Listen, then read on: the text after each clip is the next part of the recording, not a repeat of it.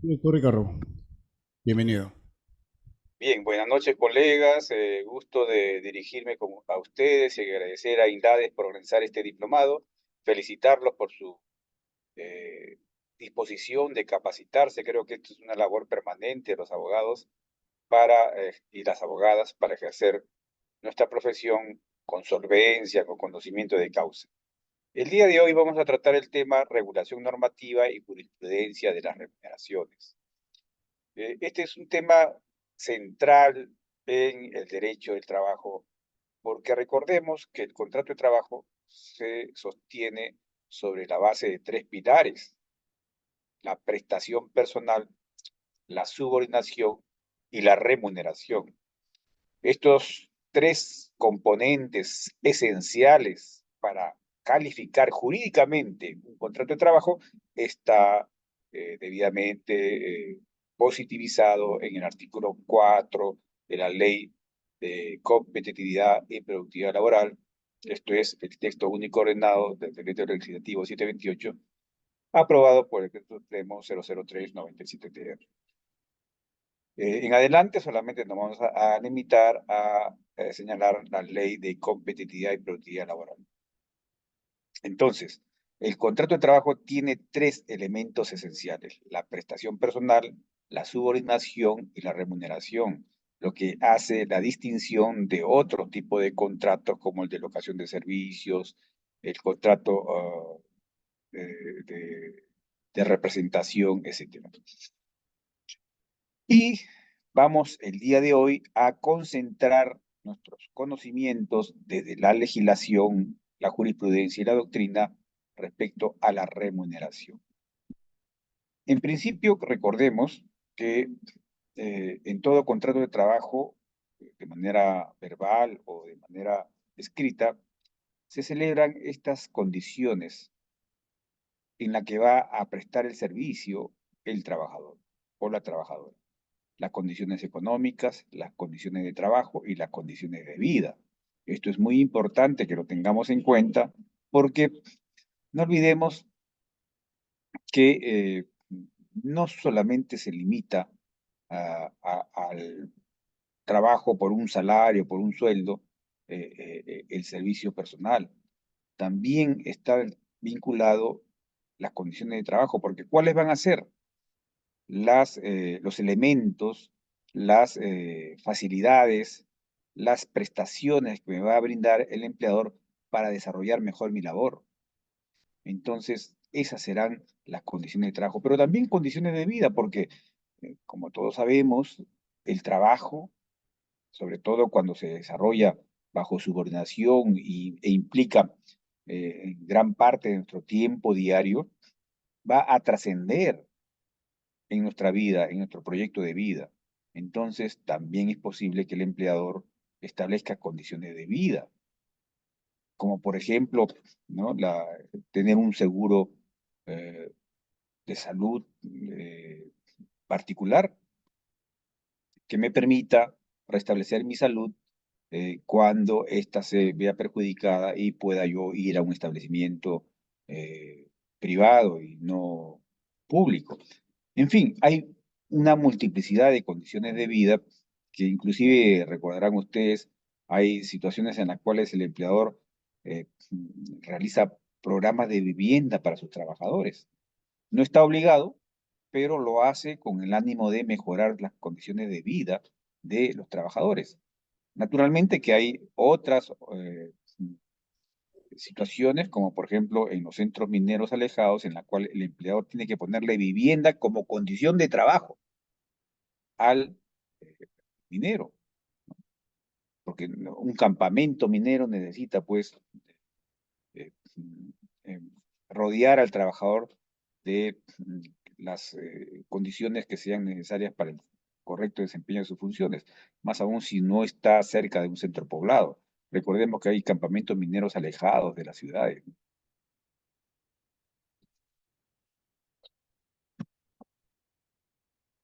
Entonces, vamos a desarrollar en esta oportunidad estas condiciones económicas y de trabajo y de vida también. Y todo ello se traduce en el ingreso del trabajador.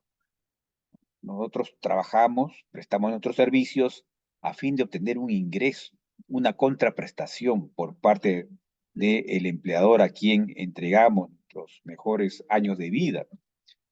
Y estos ingresos del trabajador tienen tres tipos de regulaciones. Una regulación legal, que se conoce como los derechos mínimos irrenunciables del trabajador, regulación legal establecida por ley o por reglamento. La regulación establecida por el propio contrato de trabajo.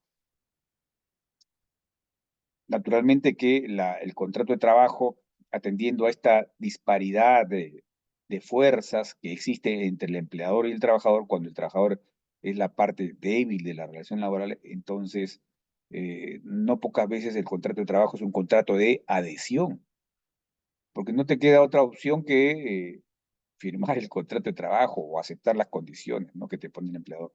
Pero cuando hay capacidad de negociación, entonces uno puede en ese contrato de trabajo establecer condiciones económicas, de trabajo, de vida, que también sean favorables para el trabajador.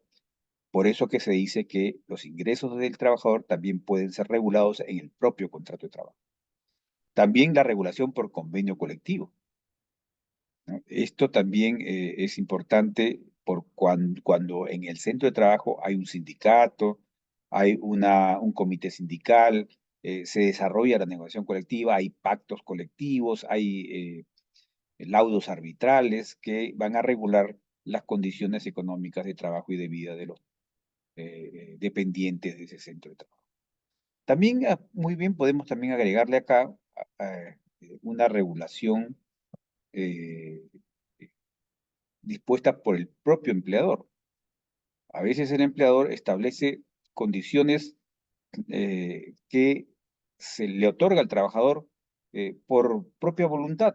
También esto es importante considerarlo como una regulación del empleador y que a veces también es producto de la convención colectiva, pero cuando es de propia iniciativa del empleador, bienvenido sea, ¿no? Te dan una gratificación extraordinaria y bueno, pues que bien, ¿no? Un ingreso adicional al trabajador, porque así lo ha decidido el empleador. Muy bien, también hay esa regulación del empleador. También tenemos el reglamento interno de trabajo, que permite regular la prestación del servicio.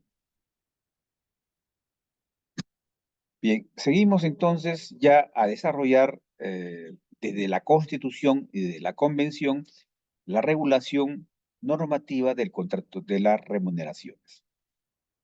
Prestemos atención en el artículo 24 de la Constitución, nos dice: el trabajador tiene derecho a una remuneración equitativa y suficiente, que procure para él y su familia el bienestar material y espiritual. El pago de la remuneración y de los beneficios sociales del trabajador tiene prioridad sobre cualquier otra obligación del empleador. La remuneración mínima se regula por el Estado con participación de las organizaciones representativas de los trabajadores y de los empleadores.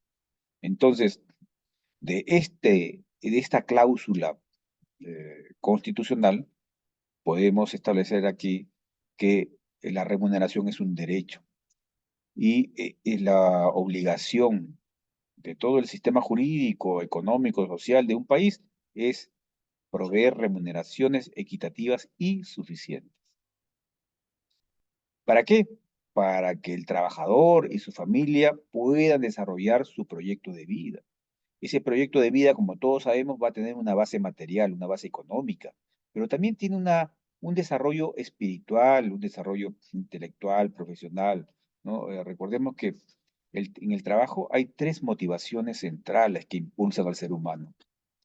La motivación económica, la motivación material, esto es ganarse el pan de cada día, pero también hay la motivación profesional, técnica, tecnológica. El trabajador quiere desarrollarse como técnico, como profesional. El trabajo le va a permitir capacitarse, va a lograr de repente estudiar hasta en una universidad. He conocido casos de colegas que han empezado trabajando como obreros o como vigilantes y luego de un esfuerzo personal sobrehumano lograron su título de profesional. Entonces, esa es también la motivación profesional, la motivación técnica que todos tenemos. Alcanzamos un diplomado, alcanzamos una maestría, queremos un doctorado. Es decir, el trabajo te permite motivarte para avanzar en el desarrollo profesional y tecnológico. Pero también hay una motivación trascendente. Esta motivación trascendente es algo superior a todos los anteriores, porque está vinculado a, a solventar, a resolver, a atender las necesidades espirituales del ser humano, ¿no? Ya la Biblia enseña que no solo de pan vive el hombre. Entonces, este esfuerzo que hacemos todos los seres humanos para proveernos de una profesión, de bienes y servicios a través de nuestro trabajo, o como empresarios o autoempleados, mediante la generación de un emprendimiento, es para atender esas satisfacciones espirituales que ayudan pues a que cumplamos nuestras metas de vida. Nuestra meta de vida no solamente es tener un hogar, una familia, sino deseos mucho más trascendentes. Bien, entonces tenemos esta finalidad del derecho a una remuneración, de lograr el bienestar material y espiritual del ser humano. Y aquí se consagra el principio de prioridad, ¿no? De preferencia, de pago de las remuneraciones y los beneficios sociales. Y finalmente, la remuneración mínima legal, como todos sabemos, el Estado es el que establece cuánto debe de ganar como mínimo cada trabajador. Ahora vamos a pasar a desarrollar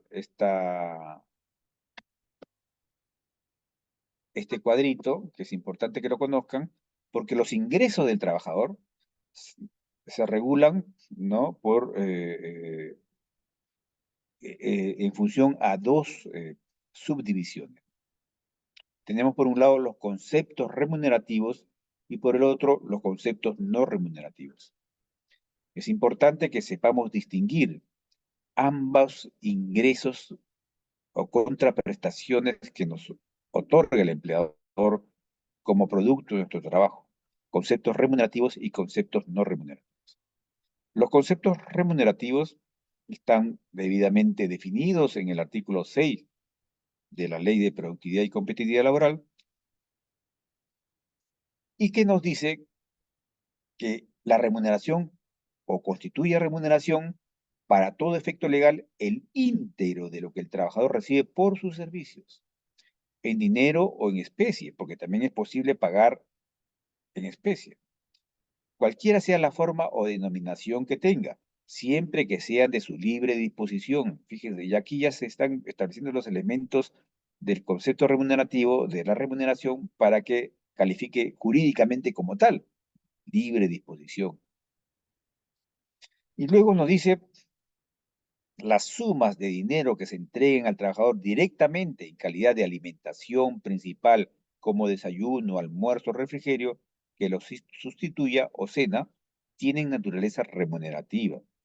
No constituye remuneración computable para efectos del cálculo de los aportes y contribuciones a la seguridad social, así como para ningún derecho o beneficio de naturaleza laboral, el valor de las prestaciones alimentarias otorgados bajo las modalidades de suministros indirectos.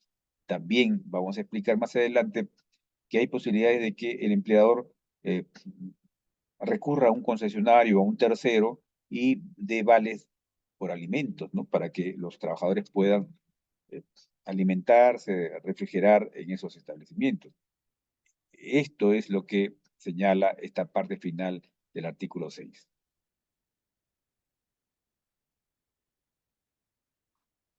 Y los conceptos no remunerativos están señalados en el artículo 7 de esta Ley de Productividad y Competitividad Laboral. No constituye remuneración para ningún efecto legal los conceptos previstos en los artículos 19 y 20 del texto único ordenado del Decreto Legislativo 650. Estos conceptos no remunerativos van a estar desarrollados, ¿no? En estos dispositivos legales que más adelante vamos a explicar de qué se trata. Muy bien, ahora es importante saber subdividir la remuneración del trabajador. La remuneración del trabajador se subdivide en remuneración principal y remuneración complementaria. La remuneración principal o básica, también se denomina, ¿no? Es la que percibimos de manera fija y permanente. La remuneración complementaria puede ser variable, esto es importante señalarlo. La remuneración principal también puede ser variable cuando se trata de trabajadores de estajo, a comisión, ¿no? Una parte es variable y la otra es fija. La remuneración en dinero y en especie, también es importante que sepamos diferenciar esto, ¿no? Nos pueden pagar con los bienes de una canasta familiar, con muebles, etc. Y finalmente sepamos distinguir entre remuneración bruta, neta, remuneración básica, remuneración computable, remuneración asegurada. La remuneración bruta es lo que todos los ingresos que percibe el trabajador como concepto remunerativo. Esta remuneración bruta, luego se deducen los aportes que realiza el trabajador por impuesto a la renta o aportes al Sistema Nacional de Pensiones o también en el régimen laboral privado en las AFPs. Entonces, lo que queda es la remuneración neta. La remuneración básica es, como les mencioné, ¿no? la remuneración fija, permanente que percibe el trabajador. La remuneración computable es para efectos de la compensación por tiempo de servicios o computable para otro beneficio. Y la remuneración asegurable es aquella que establece el propio,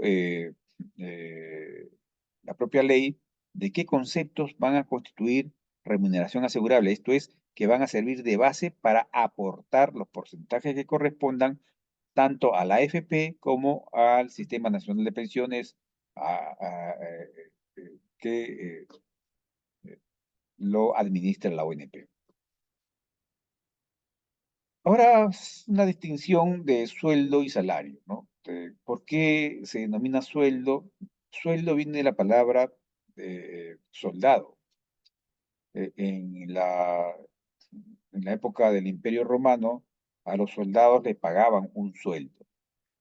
Por eso que el término sueldo proviene de la palabra soldado. Y esa palabra quedó como denominación de la remuneración que se le paga al empleado. Los empleados ganan sueldo. En cambio, los obreros ganan salario. Un salario diario, un salario semanal, o un salario quincenal. Este salario proviene de la palabra de la sal, salario sal, porque también en la época del Imperio Romano se pagaba en sal, ¿no? Una determinada porción de sal por unidades de tiempo empleados en el trabajo, se pagaba a los trabajadores. Acuérdense ustedes que se utiliza como medio de cambio lo que no es fácil de conseguir. No es, por ejemplo, utilizamos el oro, que es escaso, un bien muy apreciado, valorizado, que sirve como unidad de cambio, como moneda. En cambio, la sal en ese tiempo era de difícil obtención, ¿no? Entonces era muy apreciada y por tanto sirvió en una época de la historia del Imperio Romano como una moneda, un medio de intercambio.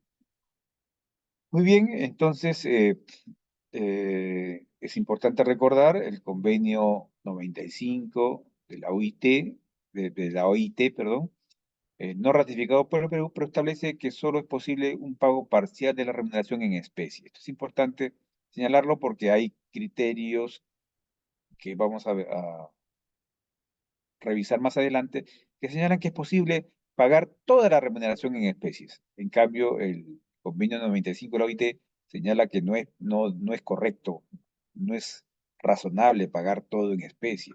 Por lo menos debe de pagarse una parte de la remuneración del trabajador en especie y otra en dinero en efectivo, dinero circulante. Bien, ahora vamos a analizar este cuadrito que es interesante que lo chequeemos. Miren, modalidad. ¿no? Y características y cuantía. De manera general, la remuneración mínima vital por jornada legal es de 930 actualmente. La remuneración variable es para los comisionistas y destajeros. Comisionista, para quien no conoce, es aquella persona que trabaja a comisión. Yo, por ejemplo, me entregan a mí 20 libros para vender. Entonces, mi comisión por cada libro que venda es del 20%. Entonces, ese va a ser mi... Profesor, disculpe, sí, la remuneración mínima vital actualmente está en 1025 soles, no en 930, desde abril del año pasado. a ver, vamos a chequear esto. De repente no hemos actualizado el cuadrito. Mínima vital.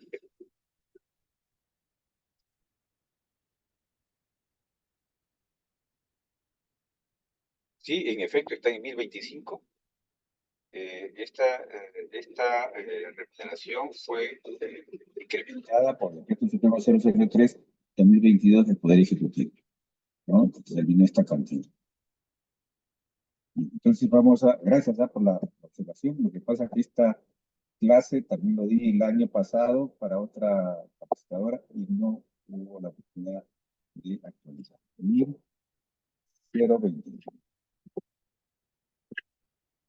Y luego tenemos la remuneración variable. Los comisionistas son aquellos, como le explicaba, que ganan una remuneración en función al porcentaje de los bienes por unidad que venden. En cambio, el destajeo es aquella persona que labora en función a una cantidad de bienes que va a producir, ¿no? Por ejemplo, se le pide a un zapatero que produzca 10 zapatos al día y en función a esos 10 zapatos te paga. Si no alcanzas a 10 zapatos, va a ser proporcional a la cantidad de zapatos en menor cantidad que me entregues. Hasta puedes considerarse como una condición de continuidad en el empleo. Si tú no me produces 10 zapatos al día, simplemente voy a tener que prescindir servicios. También es posible. Pero, ¿cómo gana el comisionista y el tajero? En primer lugar, tiene que respetarse siempre la remuneración mínima vital. Si este señor, como comisionista, no logra vender los libros suficientes como para poder cubrir la remuneración mínima vital, pero empleó 8 horas diarias para vender los libros, tengo yo que pagarle la remuneración mínima vital de todas maneras. Porque él ha puesto 8 horas a disposición mía.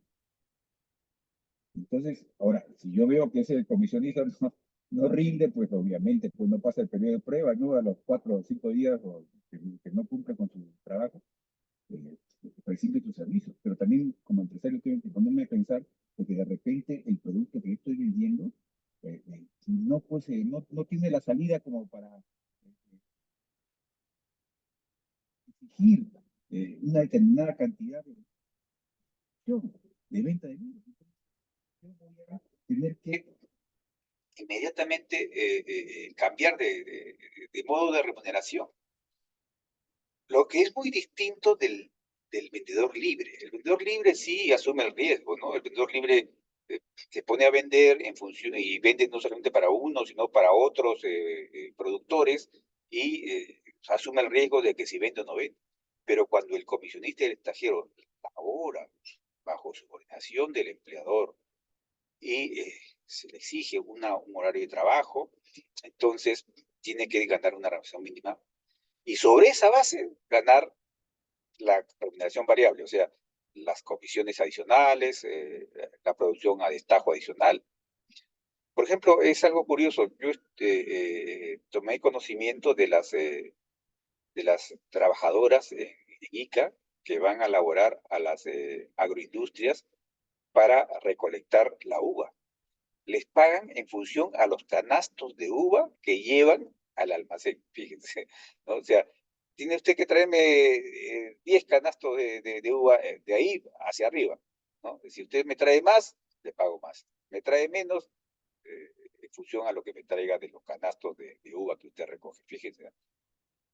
Son diferentes modalidades que los empresarios emplean para poder definir esto.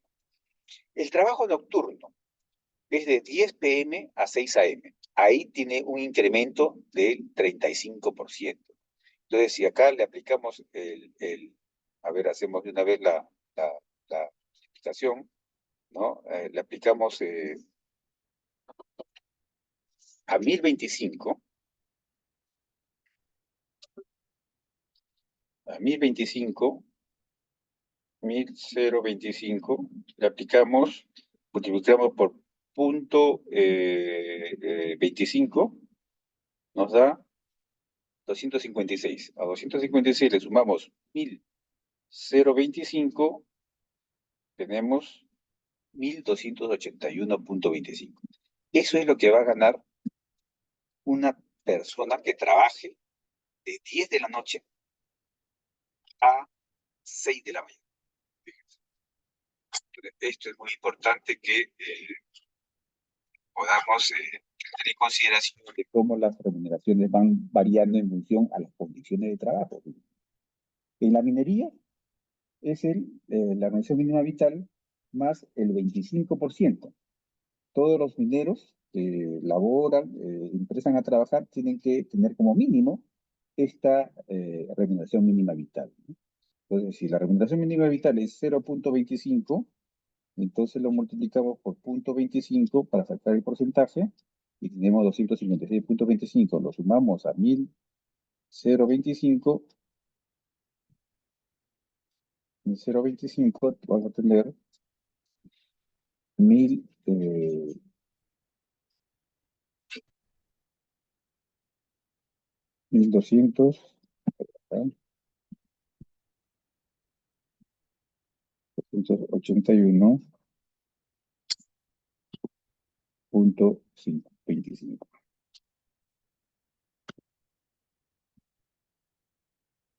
Igualmente también tenemos los periodistas. Los periodistas perciben 3 remuneraciones mínimas vitales, ¿no? Estas 3 remuneraciones mínimas vitales condicionado a los siguientes requisitos, ¿no? Los requisitos que debe tener un periodista para poder ganar esta remuneración mínima vital es de 3.075, el sueldo del periodista. Tiene que tener 5 años de experiencia. Y tener, esa es la condición que se le pide, ¿no? Que tenga unos 5 años de experiencia, 5 años de experiencia para que pueda tener este ingreso mínimo de 3.075. Y luego la asignación familiar es el 10% de la remuneración mínima vital, ¿no? Estamos hablando de el 10% de la remuneración mínima vital, ¿no? 102.50. Entonces, si uno tiene un hijo y entra a trabajar, va a percibir la remuneración mínima vital de 1025 más 102.5, o sea, la cantidad de 1127.50, ¿no? Las modalidades formativas, también hay modalidades formativas, colegas, se trata de aquellos jóvenes que celebran contratos de formación juvenil y ellos deben de percibir un estipendio no menor de una remuneración mínima vital, ¿no? Y también aquellos que laboran en los programas de reinserción laboral. Son aquellos trabajadores que ya han venido laborando por años, personas de 40 años, etcétera, pero que se someten a un programa de reinserción laboral, esto es de cambiar de función. O sea, yo he desarrollado una labor determinada, pero ya la empresa que desarrollaba esa labor considera que yo no estoy en condiciones de seguir laborando en esa situación y tengo que cambiar a otra labor. Y ese proceso de cambio implica un nuevo empleo, pero en ese nuevo empleo debo de ganar no menos de 2 remuneraciones mínimas vitales como piso, ¿no? Como base. De esa base ya y se irá incrementando pues en el futuro, ¿no? Entonces, esto sería 2050, ¿no? Estamos hablando ya de personas senior, ¿no? O sea, pues, 40 años. Bien, seguimos entonces ahora con el concepto marco de la remuneración. Según la sentencia del Tribunal Constitucional 4922-2007 PATC, la remuneración como derecho fundamental está consagrado, como lo hemos señalado, en el artículo 24 de la Constitución, y es el derecho del trabajador a percibir una remuneración equitativa y suficiente que procure para él y su familia el bienestar material y espiritual. Por consiguiente, la remuneración como retribución que percibe el trabajador en virtud del trabajo o servicio realizado por un empleador debe ser entendida como un derecho fundamental.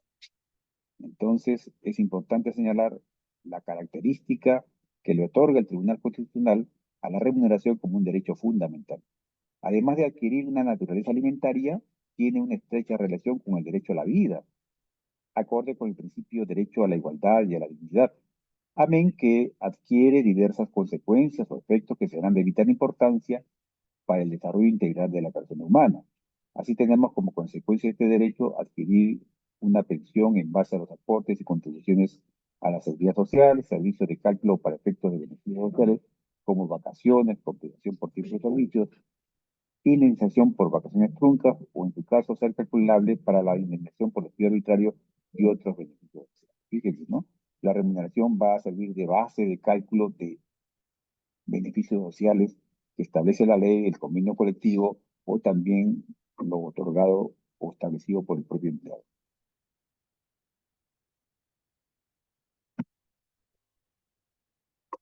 Miren, colegas, los jueces apreciamos mucho a los abogados que nos citan normas convencionales.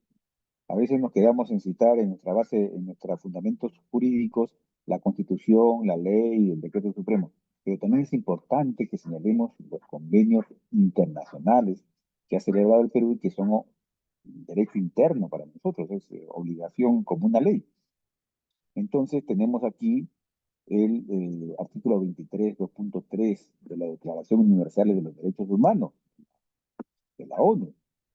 Toda persona tiene derecho sin discriminación alguna a igual salario por trabajo igual. Miren, aquí se consagra el principio de igualdad remunerativa. Cuando usted tenga que demandar homologación de remuneraciones, esta es la base legal primera que debe citar.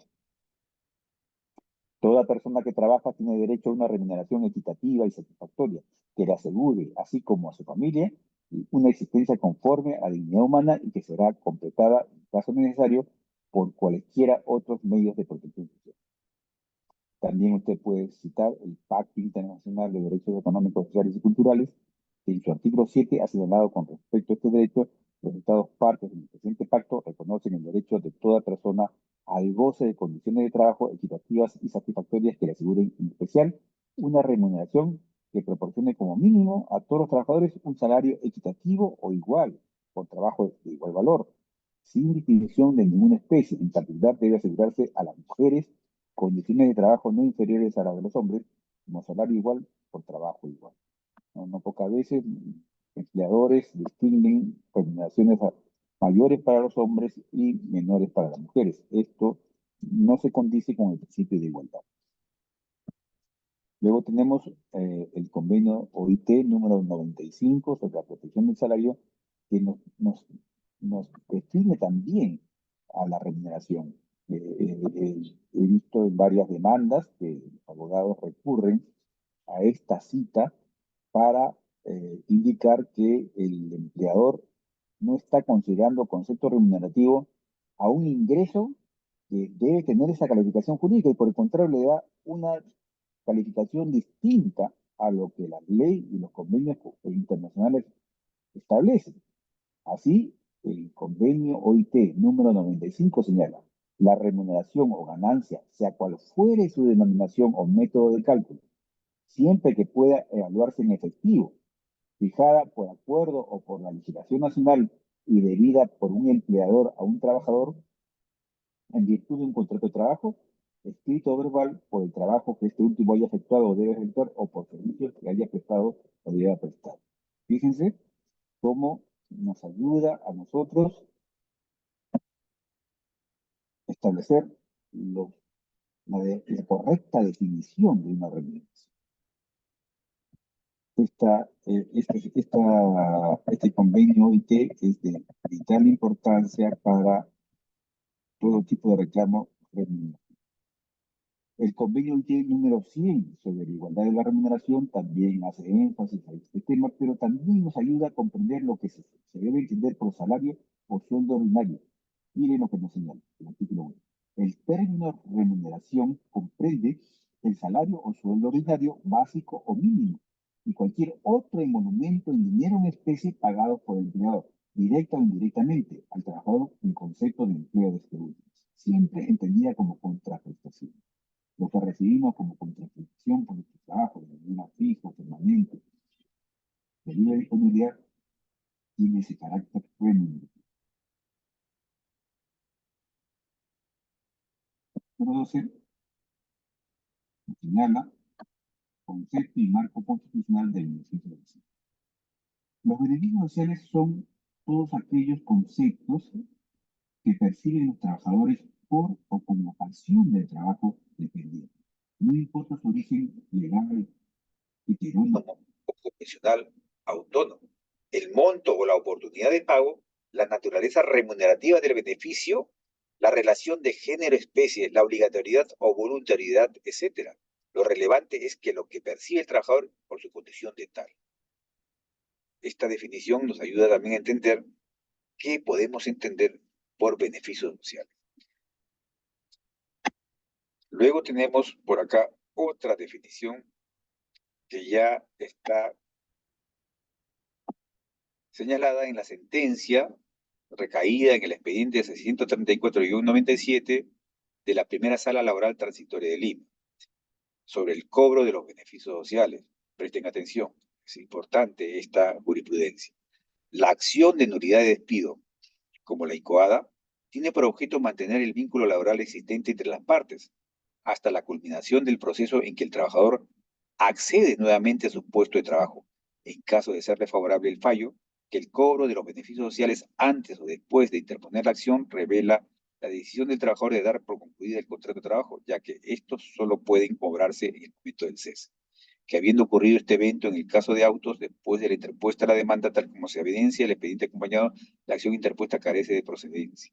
Colegas, tengan mucho cuidado al momento de aconsejar a sus patrocinados cuando han sido objeto de un despido nulo. Usted está interponiendo la demanda de reposición por despido nulo. El despido nulo, como todos sabemos, está debidamente tipificado en la ley de competitividad y productividad laboral, en la que señala cuáles son las causales por las cuales la persona ha sido despedida y ese despido tiene la naturaleza de nulo y está en números clausos, o sea, en causales cerradas.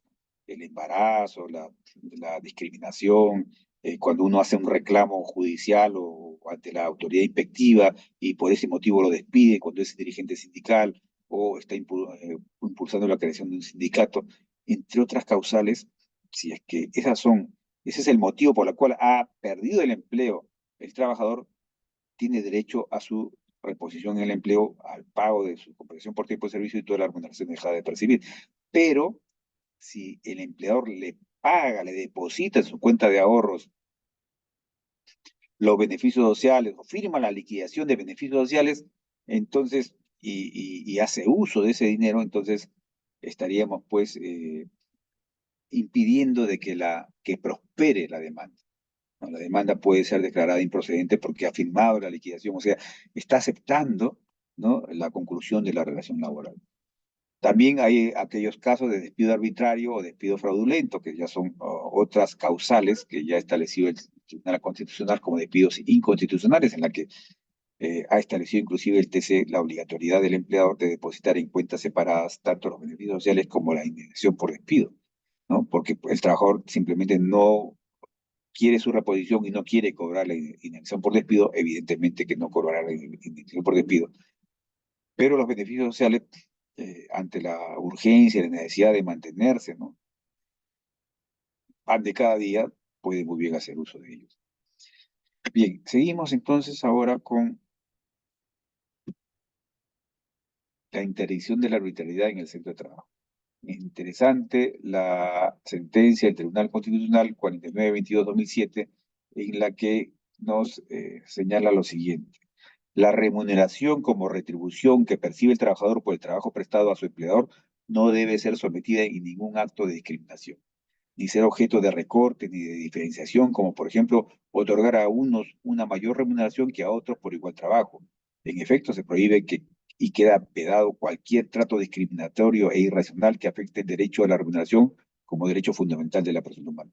Colegas, en todas las instituciones del derecho del trabajo atraviesa el principio de razonabilidad y proporcionalidad. Esto es, de que las decisiones del empleador deben ser razonables y proporcionales.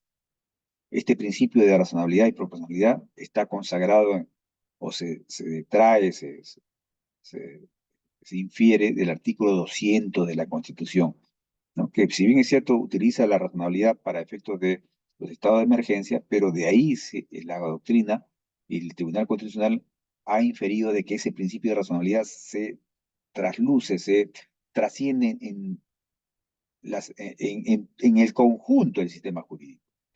Aquella persona que tiene poder sobre otras personas, como es en una relación laboral de subordinación, tiene que tomar decisiones razonables, proporcionales. No es razonable, es irracional, es injusto, arbitrario, que a unos trabajadores, por ser partidarios del empresario o profesen la misma religión, etcétera, ganen más que los que no lo tienen, de los que no son de tal agrado del empleador. No puede ser sometido al capricho del empleador la, la política remunerativa. La política remunerativa tiene este principio fundamental: a igual trabajo, igual remuneración. Si esto no sucede, entonces se está causando por un lado puede ser una austerización laboral, pero también por el otro lado causa que el trabajador pueda reclamar la homologación de sus remuneraciones con el trabajador homólogo que percibe una mayor cantidad. Esto lo vamos a ver más adelante. Acciones discriminatorias. El Tribunal Constitucional, en la sentencia 8-2005, Fundamento Jurídico 23, nos señala lo siguiente.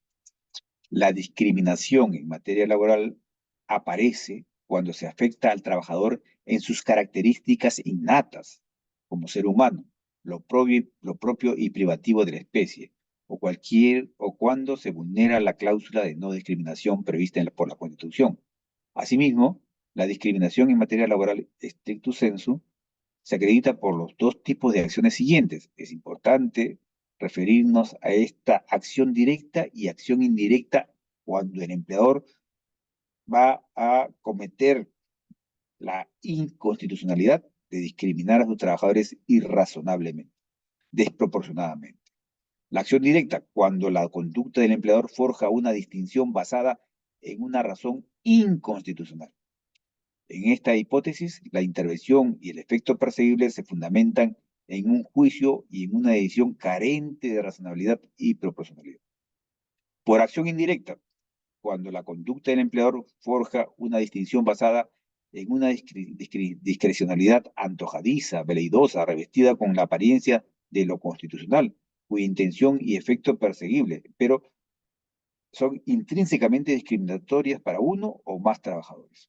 Por ejemplo, y esto lo he podido ver en procesos judiciales, ¿no?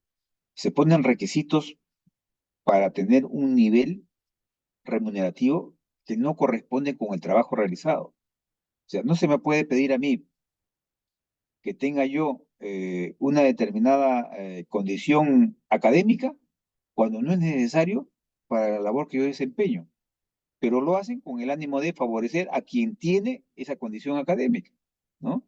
Entonces, el que no lo tiene va a ganar menos, pero hacen el mismo trabajo.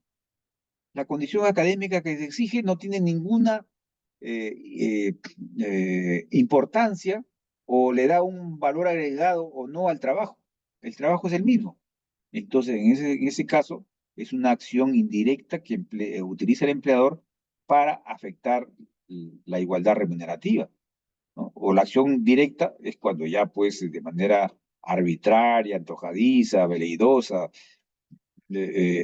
abusando de su derecho, establece, pues, para los de tal lugar, ¿no? Los que trabajan en Miraflores van a ganar más y los que trabajan en Lince van a ganar menos, ¿no? Sin ninguna razonabilidad al respecto, ¿no? Entonces, en ese sentido, esta sentencia del Tribunal Constitucional nos ayuda a comprender estas dos modalidades que utiliza el empleador para causar discriminación inconstitucional entre los trabajadores. Ahora, obviamente que es posible que se proceda a discriminar a los trabajadores, ¿no?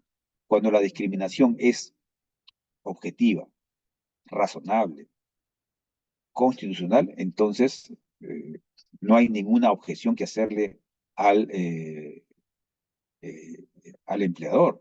Por ejemplo, usted trabaja como abogado en una oficina, en la oficina de asesoría legal de la municipalidad. Usted como abogado no puede ganar igual, pues, que el practicante, que el estudiante de derecho. El estudiante de derecho será, pues, el asistente del abogado, va a ganar menos y el abogado va a ganar más, ¿no? Entonces, eso tiene justificación. Esa distinción es justificada, es razonable. Esa discriminación es proporcional, ¿no? Al grado de responsabilidad, al nivel académico, al nivel de autorización legal para firmar demandas, escritos, etcétera, ¿no? Lo que no lo tiene el asistente que todavía no ha concluido sus estudios de derecho, ¿no? O es solamente un bachiller. Entonces, en ese sentido, es importante tener en cuenta que hay acciones discriminatorias inconstitucionales y otras que pueden ser aceptables jurídicamente. Momentos de la relación laboral posible de discriminación. Las acciones arbitrarias proscritas por la Constitución pueden darse en las condiciones o circunstancias siguientes. Esto es importante. Acto de diferenciación arbitraria al momento de postular. Acto de diferenciación arbitraria durante la relación laboral. Acto de diferenciación al cese del trabajador. O sea, la discriminación del trabajador o la trabajadora se pueden dar en toda la vida laboral, al momento del ingreso, al momento de la postulación, al momento del desarrollo de la vida laboral y al momento del cese. Al momento del ingreso, por ejemplo, cuando el empleador prefiere a las personas por la edad, por la procedencia universitaria, por la raza, por la extracción social. Esto, pues, es injusto. Yo recuerdo en mi época, no sé, felizmente que actualmente ya no se hace, ¿no? Que pedían un aviso cuando yo recién había salido de la facultad, iba a buscar empleo, me encontraba con el diario más importante de la capital en la cual aparecían los avisos de convocatoria de personal. Pedían abogados egresados de la Universidad Católica, Universidad de Lima, nada más. Lo que habíamos egresado de otras universidades no podíamos postular. Esa es una discriminación, pues, eh, inconstitucional, ¿no? Que afectaba la dignidad de los demás egresados de otras universidades, cuando en la vida diaria se ha podido notar, se ha demostrado que quien hace la universidad no hace al profesional, el profesional hace a la universidad. ¿Cuántos profesionales exitosos de universidades de poco reconocimiento nacional o internacional han logrado puestos importantes y han logrado también resaltar como grandes juristas, ¿no? Por ejemplo, Nelson Ramírez es un procesalista muy reconocido a nivel nacional. Él es egresado de la Facultad de Derecho de la Universidad Villarreal y formó parte de los estudios, uno de los estudios más importantes de la capital de la ciudad de Lima, ¿no? Y hasta ahora tiene un gran reconocimiento como jurista. Entonces, no podemos discriminar a las personas por la raza, por la edad, ¿no? Solamente hasta tal edad contrato. Los que están fuera de esa edad, y cuando no es necesaria la edad para poder desempeñar la labor. Entonces, esto es importante cuidar que no se produzcan este tipo de injusticias. El acto de diferenciación arbitraria durante la relación laboral, la formación y capacitación laboral, ¿no? Por ejemplo, a unos se les prefiere y se les da capacitación, a otros no, ¿no? A unos se les promociona, a otros no. Se le otorga determinados beneficios a unos y a otros no, y eso no está bien, ¿no? Por ejemplo, yo recuerdo en un conflicto que se produjo entre los trabajadores del gobierno regional de Junín. En la sede central le daban el CAFAE unos montos elevados. En cambio, en las sedes descentralizadas le daban unos montos menores. Entonces, ¿por qué esa diferenciación? Si el CAFAE se obtiene de los fondos propios de la institución, de las faltas y tardanzas, ¿no? Ese dinero que no se paga al trabajador porque llegó tarde, porque faltó injustificadamente, van a formar parte del fondo. Y le pagaban una mayor cantidad del CAFAE a los de la sede central y una cantidad menor a los de las unidades descentralizadas, ¿no? Desconcentradas que estaban ahí, en distritos, en provincias, alejadas de la capital del departamento. Demandaron y se les dio la razón en la Corte Suprema, ¿no? Que tenían derecho a la igualdad, ¿no? No había por qué discriminarlos. Igualmente también el momento del cese, ¿no? El momento del cese a unos le dan un incentivo por renuncia mayor, a otros menos. Tampoco no es justo, ¿no? Si la renuncia eh, debe en cuanto al incentivo en este caso, porque estoy poniendo como ejemplo, ¿no?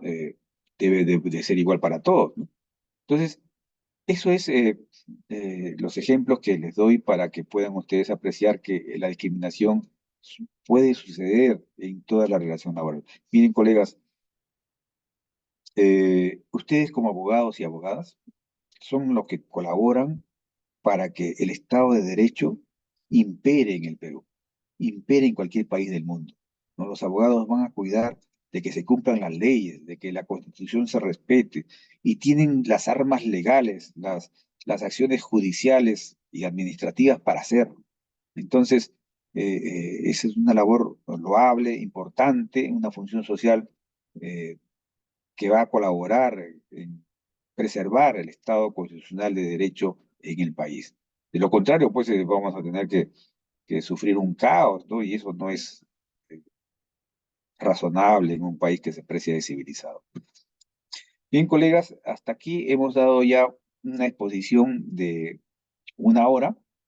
Vamos a tomarnos unos 5 minutos de break, ¿no? Para eh, retomar la segunda parte de la exposición dentro de 5 minutos.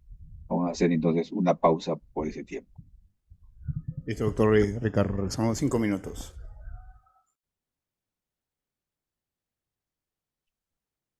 Contenido esencial del derecho a la remuneración.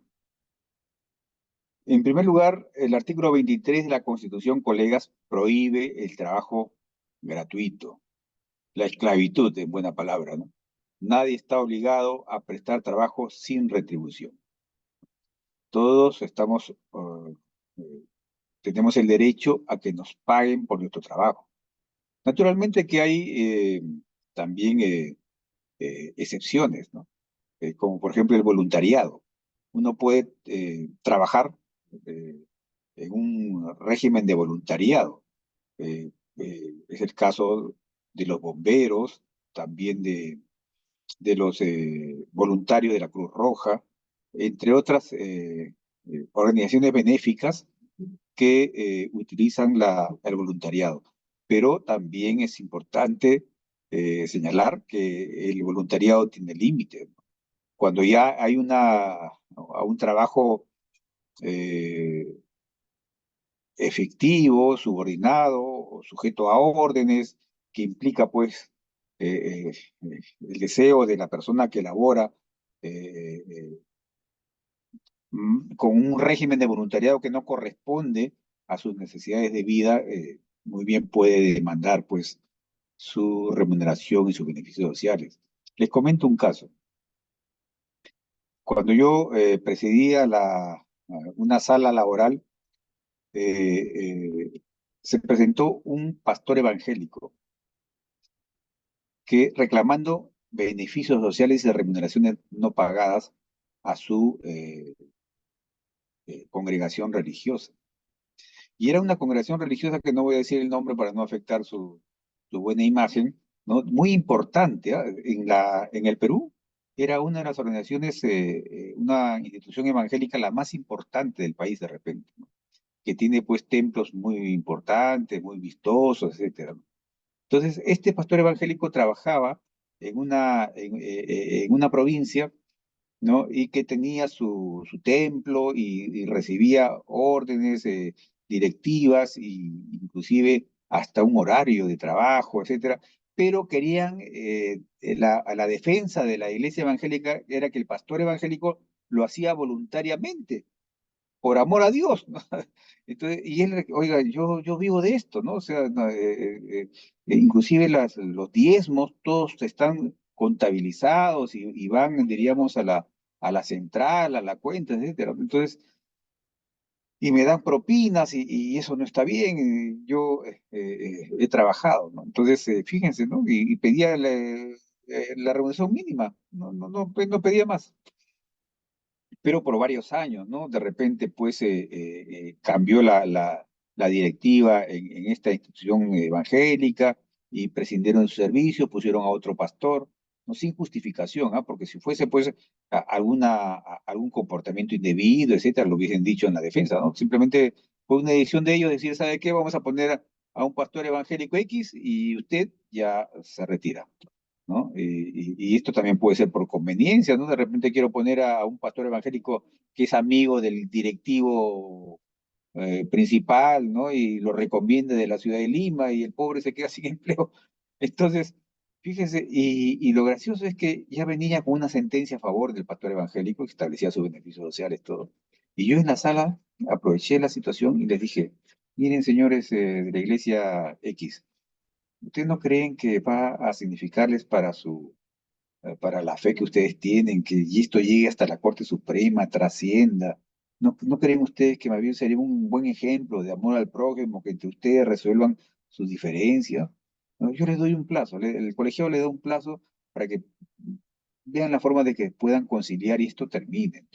Y en efecto, colegas, fue el único caso en los 20 años de juez superior que he desempeñado que se logró una conciliación en sala, en segunda instancia, ¿no? Y ya después nos trajeron el acta de conciliación, lo aprobamos, no hubo renuncia de derechos, etcétera, y terminó el proceso.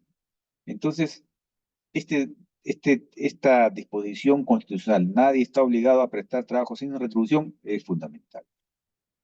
No privación arbitraria. Ningún empleador puede dejar de otorgar la remuneración sin causa justificada.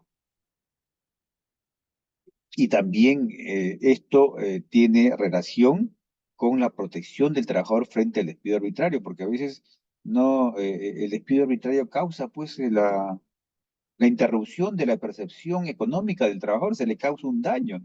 Anteriormente recuerdo que la jurisprudencia otorgaba los salarios caídos, ¿no? Le pagábamos, ordenábamos el pago de la remuneración de dejada de percibir, pero luego la jurisprudencia cambió y ahora tiene que plantearse como acción indemnizatoria. Daños y perjuicios, lucro cesante, daño emergente, daño moral.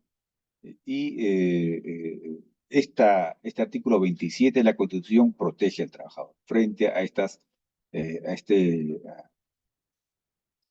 a esta protección frente al despido arbitrario.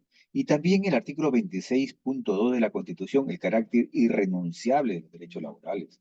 O sea, los derechos laborales no se pueden renunciar, son imperativos, ¿no? Hay, por supuesto, otro tipo de derechos que pueden ser negociables, pueden ser transables, pero los derechos laborales establecidos por la ley son irrenunciables.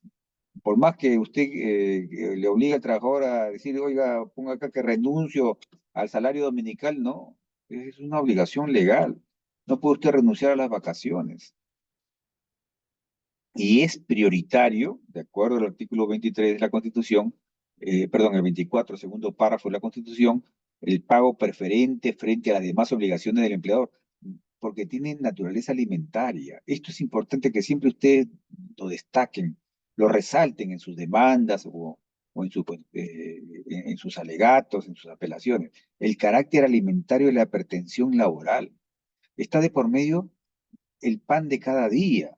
Se le está quitando el pan a un obrero, a un empleado, que merecen pues que se le pague oportunamente, ¿no? Y no con retraso.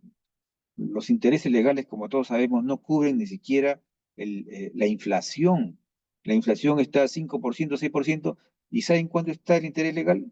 1,27% al año. O sea, si a usted le deben 100 soles, esos 100 soles ya perdió capacidad adquisitiva porque en un año 5% de inflación. Entonces, réstele usted esos 100 soles, 5%. ¿Y cuánto le van a restituir por intereses legales? 1,27%, menos que la inflación. O sea, cada año que pasa una deuda laboral decrece en capacidad adquisitiva. Entonces, esto es pues la urgencia, por eso que en el Poder Judicial nos preocupamos para que los procesos laborales avancen lo más rápidamente posible. Luego tenemos que el contenido esencial de la remuneración, del derecho a la remuneración, contiene estas dos connotaciones que es importante también destacar, que la remuneración tiene que ser equitativa y suficiente. Una remuneración insuficiente no ayuda pues a cubrir por lo menos la canasta básica familiar, ¿no? Monto mínimo que garantice el bienestar elemental del trabajador y de su familia, artículo 24 de la Constitución, ¿no? Por eso que hasta ahora, actualmente, estos 1.025 de remuneración mínima vital es insuficiente, ¿no? Para cubrir la canasta familiar, y se está proponiendo pues el incremento de esta remuneración mínima vital. Buenas noches. Buenas noches. ¿Puedo hacer una consulta? Sí, me pueden interrumpir en cualquier momento, hagan las preguntas que se les presenten en cada intervención. Adelante. Ok, mira, yo trabajo en una empresa y trabajo en el área de recursos humanos. Tengo un caso de un trabajador ya que ha sacado un préstamo, no siquiera uno, sino 3 préstamos en diferentes bancos. No sabemos cómo lo hizo anteriormente con los demás jefes y los 3 bancos obviamente que mandan una documentación para hacer por medio de descuento en planilla. Y efectivamente con los 3 bancos tenemos convenio.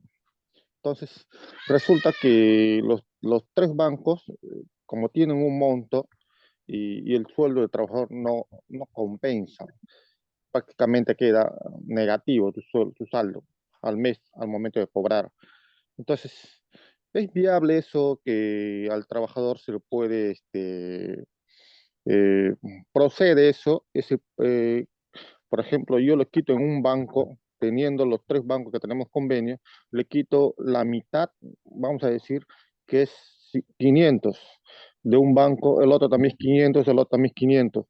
En 2 bancos yo lo pago 250, ¿no? Entonces, y obviamente que afecta también en, en el sistema crediticio, ¿no? Afecta. Pero también por una parte, tengo entendido que el sueldo del trabajador no tiene que bajarse menos del 50%. Entonces, y ahí es la preocupación.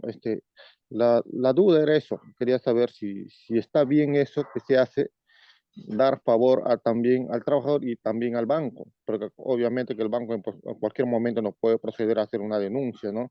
Como hay un convenio ahí de promedio, entonces no sé cómo se vería ese tema. ¿Qué Lo que, consejo podría dar? lo que sucede es que en ese aspecto tiene que haber pues un control de la capacidad de pago del trabajador, ¿no? Y que él dé su autorización, su aceptación, ¿no? Ahora, yo puedo disponer de mi remuneración para poder cubrir todos los préstamos que yo me he comprometido, ¿no? Y si aún así no fuese por planillas, fuese externamente ya yo conseguí préstamos, ya es culpa entidades de crédito de otorgar pues préstamos a una persona que no tiene capacidad de respuesta, capacidad de pago, ¿no? Y por eso que hay evaluaciones, ¿no? Entonces, si es que esto ha sucedido, ya corresponde al trabajador tener que pagarlo, ¿no? Entonces, lo que usted tiene que hacer para que no pueda usted eh, eh, llamar al trabajador, no sé si usted ha tenido la oportunidad de conversar con él, cuál es su predisposición de asumir esas deudas, porque es más o menos lo que ha sucedido con varios profesores del sector público que han hecho préstamos a la derrama magisterial. La derrama magisterial, como saben, es una entidad financiera también que hace préstamos, total de que de su sueldo están cobrando, pues, ganan, por ejemplo, 5.000 soles y están cobrando 500 soles. Ni siquiera remuneración mínima vital, ¿no? Entonces, eso es lo que tienen ustedes que ver, ¿no? Conversar con el trabajador. Ahora, si el trabajador puede ser que tenga otros ingresos adicionales, etcétera, puede cubrir, sobrellevar la situación, bueno, pues tendría que pagar, porque la otra situación es que si no paga, van a él a embargarle pues su casa, ¿no? Su frigider, van a sacarlo del sistema financiero, ¿no? Entonces, ahora es una comodidad para el que pide un préstamo que le descuente por planilla, porque uno se ahorra, pues, tener que ir a la entidad bancaria, formar tu cola para pagar ahí, ¿no? Directamente. Entonces, ese es, ahora, la Superintendencia de Bancos y Seguros debe tener normas, ¿no? En cuanto a la disponibilidad del sueldo, ¿no? Lo que yo le puedo decir es que hay una norma específica que yo les voy a explicar más adelante, pero que tratándose ya de la pregunta para responderla, eh, está regulado por el Código Procesal Civil, ¿no? Que acá colegas también deben de recordarlo, que hay un límite de embargabilidad del sueldo, ¿no? De la remuneración, ¿no? La remuneración no puede ser embargado, pues, en su totalidad, ¿no? Por ejemplo, se puede embargar hasta 60% cuando se trata de deudas alimentarias, pero deudas, aquí está la norma, es el artículo 648, bienes inembargables. Las remuneraciones y pensiones cuando no excedan el 5 unidades de referencia procesal, o sea, 257.50, el exceso es embargable, hasta una tercera parte nomás, mire, ¿no? O sea, si el señor gana 5.000 soles, ¿no? Y 5 unidades de referencia procesal, solamente no puede embargarse, es intangible, 257.50 soles. El resto es embargable. De ese resto, que quedan 4.700, solamente la tercera parte, o sea, 4.700 divide usted en tres partes. 1.000, ya, 1.500, ya. 1.500 nomás puedo embargar de esos 5.000 soles. No puedo embargar más porque la norma sí lo señala, porque tiene carácter alimentario la remuneración. Entonces, al señor le queda dos cosas, ¿no? Es pagar a través de la planilla, como que está actualmente, ¿no? Ahora, eso del 50% de la remuneración, tendría que chequear le voy a buscar, voy a investigar un poquito más sobre ese tema y en la próxima clase le puedo dar la respuesta. Habría que entrar a la Superintendencia de Banca y Seguros para ver si establece algún tipo de directiva al respecto, ¿no? Pero lo que es legal es esto que le estoy señalando. En el Código Procesal Civil, artículo 148, una tercera parte del sueldo se puede embargar de la diferencia que resulta de traer 257.50 soles, ¿no? Entonces, porque lo otro, ¿cuál es? Ya que usted diga, no, solamente hasta el 50%, ya, y el resto va a tener que él pagarlo directamente. Y al pagarlo directamente, bueno, pues, va a utilizar parte de su sueldo. Es lo mismo, ¿no? Porque si no paga, simplemente le van a comenzar a hacer los embargos. No solamente de sueldo, ¿no? Lo que hacen es ir a romper la puerta y llevarse todo lo que encuentran, ¿no?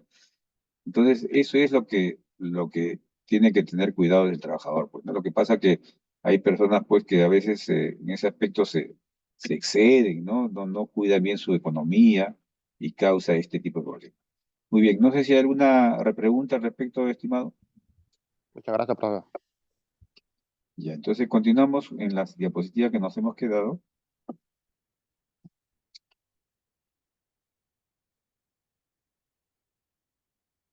Estamos por acá. Bien, entonces habíamos explicado de contenido esencial de la remuneración, la equidad y suficiencia. Ahora pasamos a las características de la remuneración principal. Estas son las características. Acá podemos agregarle uno más, ¿no? Podemos poner acá ventaja patrimonial.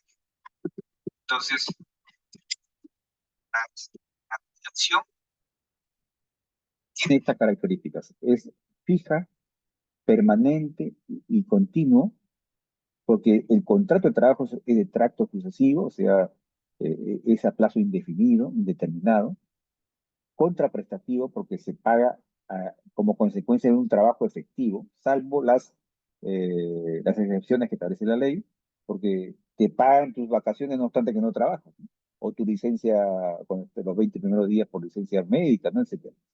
Libre disponibilidad, o sea, el dinero que te dan a ti es de libre disponibilidad, no tienes que rendirle cuenta al empleador en lo que gastas. Y de ventaja patrimonial, porque es una ventaja a favor de mi, que hace que incremente mi patrimonio.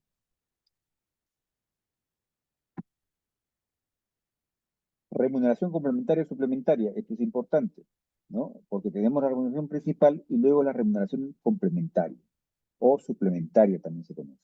Son las compensaciones, las gratificaciones, las asignaciones. Las indemnizaciones, ¿qué dicen colegas?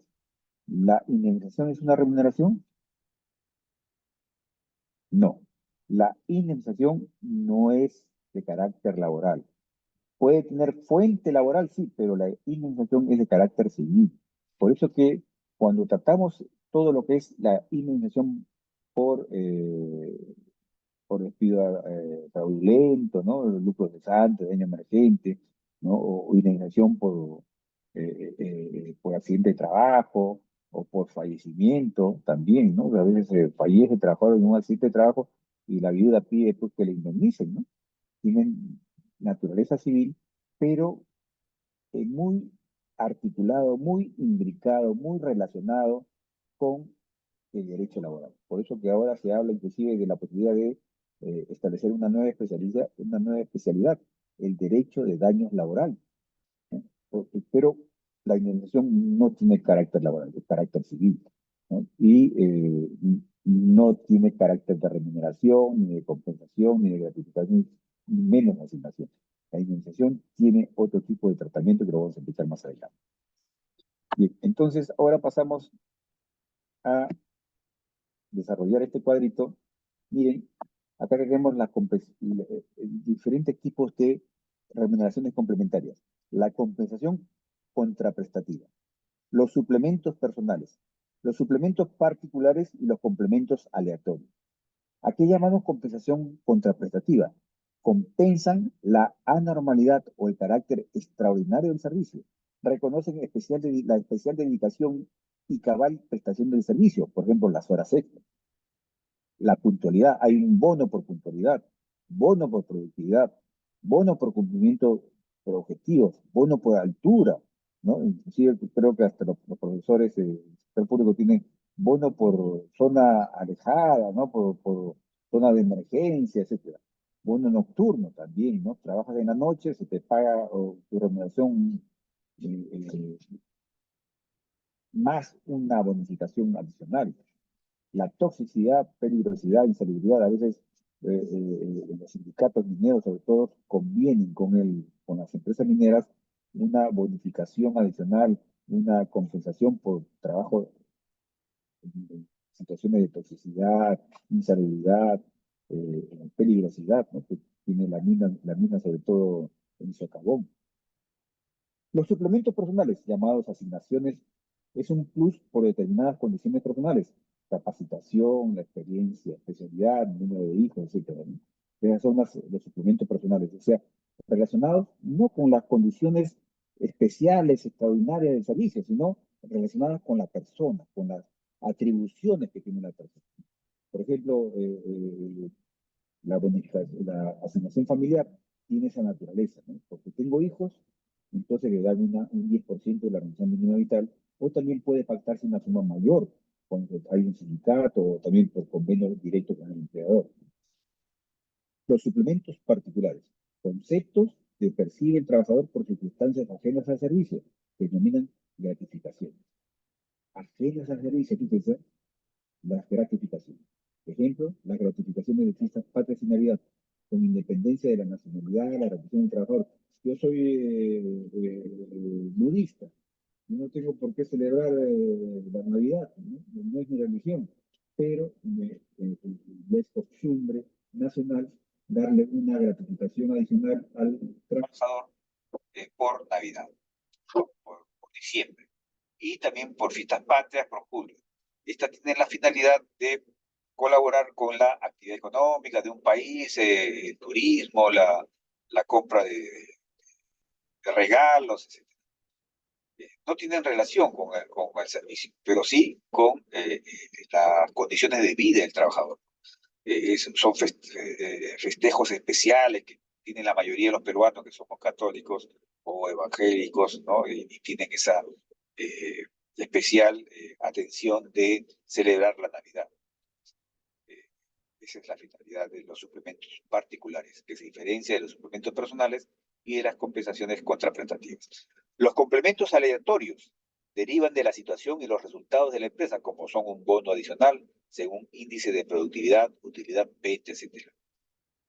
Por ejemplo, beneficios accesorios, perdón, los complementos aleatorios, por ejemplo, en una empresa se establece que aquella persona que logra producir tanta cantidad de bienes o servicios en favor de la empresa y logra una meta de producción, va a tener una bonificación especial.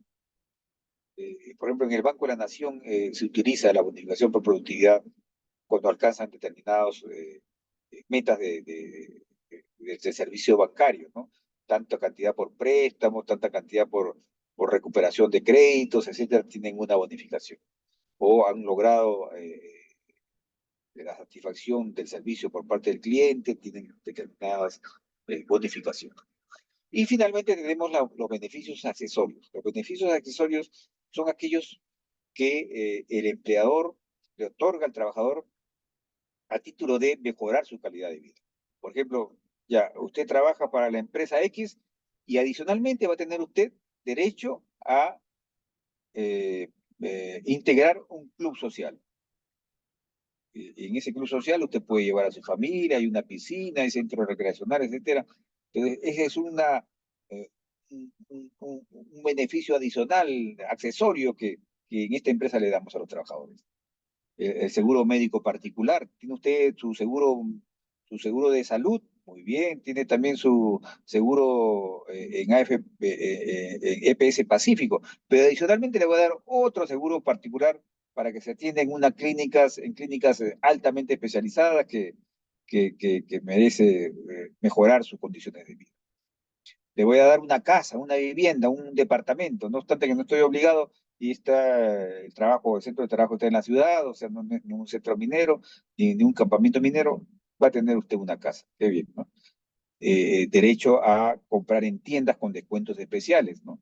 También son los beneficios accesorios. Fíjense, una vez escuché una noticia de un gran empresario chino, ¿no? En la China, que premió a sus trabajadores con un viaje con sus familias al extranjero. Se fueron a pasearse a Europa y les pagó todos los gastos, ¿no? Fíjense, ¿no? Esos son los beneficios accesorios.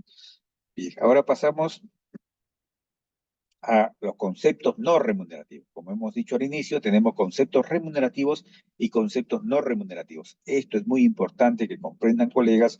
Cualquier pregunta, cualquier inquietud, gustoso de responder, cualquier consulta también respecto a alguna problemática que se les haya presentado, encantado de darles algunas orientaciones al respecto. Siempre desde el punto de vista académico, por cierto. Conceptos no remunerativos. Son montos de dinero, bienes o servicios que el empleador o terceros le entregan o reembolsan al trabajador para el mejor desempeño de sus labores, para el mejor desempeño. Yo quisiera que ustedes subrayen esta palabra, para el mejor desempeño de sus labores, o que permitan la ejecución del servicio. Esto es importante, ¿no?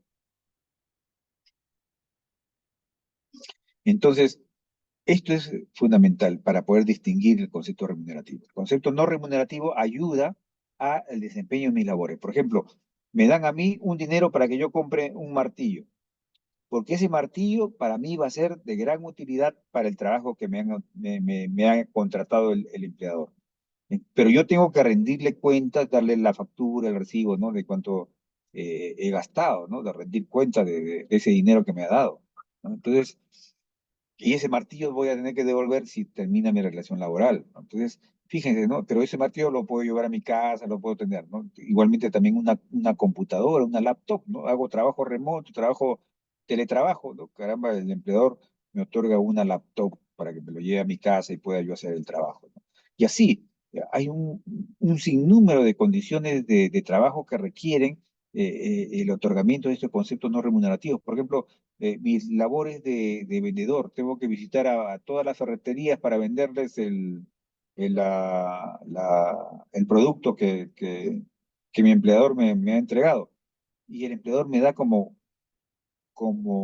concepto no remunerativo el pago de la gasolina, ¿no? Del vehículo que yo utilizo. Inclusive hasta un dinero adicional para el mantenimiento del auto, ¿no? Esos son conceptos no remunerativos, ¿no? Entonces, no son parte de mi remuneración. ¿Por qué? Porque están destinados, ese dinero no es de mi libre disponibilidad. No, ese dinero va dirigido, orientado, aplicado a determinado consumo de un bien o un servicio para el mejor desempeño de mi función. Esa es la finalidad. Si no tiene esa finalidad, entonces pierde el carácter de concepto no remunerativo. Por ejemplo, bienes o servicios que el empleador o terceros le entregan al trabajador. Un tercero, por ejemplo, un concepto no remunerativo también está considerado las propinas. Yo soy un mozo, ¿no? Y yo cumplo mi trabajo, atiendo al cliente, le llevo los platos, le cobro la cuenta, todo, pero adicionalmente me da una propina. Esa propina no es remuneración, pues es un tercero que me está dando de su buena voluntad, ¿no? Son condiciones de trabajo sin las cuales el trabajador no podría laborar. No son base de cálculo para los beneficios sociales, ni para los aportes previsionales y de la seguridad social, salvo para el impuesto a la renta de quinta categoría para determinados conceptos no remunerativos. La propia ley del impuesto a la renta establece que conceptos no remunerativos son gravables. Por ejemplo, los jueces tenemos un concepto que se llama gastos operativos. La ley dice que ese es un concepto no remunerativo. Este monto de gastos operativos no está afecto a AFPs, ni a salud, no, a ninguno de ellos. Pero sí al impuesto a la renta. Del impuesto a la renta no nos salvamos. Entonces, fíjense que el impuesto a la renta establece determinados conceptos taxativamente que deben ser grabados para efectos de este tributo. Los montos de dinero, bienes y servicios deben ser razonables y proporcionales al requerimiento para la labor del trabajo. Porque no pocas veces, colegas, se utiliza el concepto no remunerativo para eludir, para fugar del derecho laboral, ¿no? De no pagar beneficios sociales, que no sirva de base de cálculo ese monto que le doy al trabajador como concepto no remunerativo, y también para eludir las obligaciones a la AFP o a salud, ¿no? Entonces, hay que tener mucho cuidado cuando ese monto es irrazonable, entonces ya pierde el carácter de concepto no remunerativo. Si yo otorgo una movilidad al trabajador para que se traslade de su casa al centro de trabajo, atendiendo las distancias, al precio del mercado, ya 4 pasajes es razonable, pues, ¿no? ¿Cuánto está cada pasaje? Pongámosle 2 soles. 4 por 2, 8 soles diarios, pues, ¿no? 8 soles diarios, no por 30 días, no, tiene que ser por día laborado, ¿no? Entonces son 20 días que labora, por ejemplo, descansa sábado y domingo, ya 8 soles por, por 20, ¿no? Ya 160 soles pues en la planilla, ¿no? Mensual, es razonable. Pero ¿qué tal si en la movilidad le pongo la mitad de su sueldo? Gana 4.000 y le pongo movilidad 2.000 soles. con el ánimo de no pagar impuestos, de que no sirva de base de cálculo para los beneficios de gratificación, CTS, no aportar como corresponde a salud, etcétera. Entonces, ahí estoy eludiendo a la ley laboral, ¿no? Estoy cometiendo un acto arbitrario y que tranquilamente viene el inspector de la SUNAT, ¿no? De la SUNAFIL y me aplican una multa, ¿no? El trabajador me reclama beneficios sociales sobre la base de esos 2.000 soles que había estado dando por movilidad, me gana el juicio, pues, ¿no? Entonces, ¿por qué? Porque estos conceptos no remunerativos, adicionalmente a estas características que tenemos que cuidar de la razonabilidad, proporcionalidad que sirva para el desempeño de las labores, que permita la ejecución del servicio, también están debidamente tipificados y señalados en el artículo 19 y 20 de la ley de la compensación por tiempo de servicios, el decreto legislativo 650, ¿no? Ahora es un texto único ordenado. En algunos casos, la ley les otorga la calificación jurídica de concepto no remunerativo, pese a que podrían calificar como remunerativo como es la asignación por cumpleaños o entrega de bienes o servicios que produce el empleador. Esto es así porque la propia ley se ha encargado de precisarlo, ¿no? Entonces tenemos acá el artículo 19, no se consideran remuneración computable las siguientes: gratificaciones extraordinarias o otros pagos que percibe el trabajador ocasionalmente, a título de liberalidad del empleador, o sea, un regalo, un obsequio, una propina del empleador, ¿no? O que hayan sido materia de convención colectiva o aceptadas en los procedimientos de conciliación o mediación o establecidas por resolución de la Autoridad Administrativa de Trabajo o por laudo arbitral. Se incluye en este concepto a la bonificación por cierre de pliego, cualquier forma de participación en las utilidades de la empresa, el costo o valor de las condiciones de trabajo. Fíjense, las utilidades no son remuneración, son conceptos no remunerativos. El valor del transporte siempre que esté supeditado a la asistencia al centro de trabajo y que razonablemente cubra el respectivo traslado. Ojo, se incluye en este concepto el monto fijo que el empleador otorgue por pacto individual o convención colectiva siempre que cumpla con los requisitos antes mencionados. La asignación o bonificación por educación, siempre que sea por un monto razonable y se encuentre debidamente sustentado, colega. Si usted le da capacitación para que reciba este diplomado su trabajador, abogado o abogada, bueno, pues va a tener que sustentar ese gasto, ¿no? La asignación por bonificación, tenemos las asignaciones o bonificaciones por cumpleaños, matrimonio, nacimiento de hijos, fallecimiento y aquellas de semejante naturaleza. Igualmente las asignaciones que se abonen con motivo de determinadas festividades siempre que sean consecuencia de una negociación colectiva.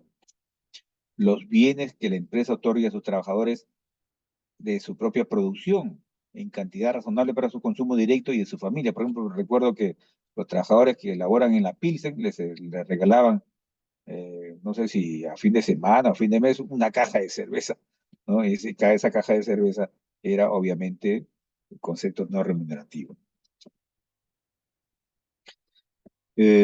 Luego tenemos todos aquellos montos que se otorgan al trabajador para el cabal desempeño de su labor o con ocasión de sus funciones, tales como movilidad, viáticos, gastos de representación, vestuario y en general todo lo que razonablemente cumpla tal objetivo y no constituya beneficio o ventaja patrimonial para el trabajador. Miren, no constituya beneficio o ventaja patrimonial para el trabajador.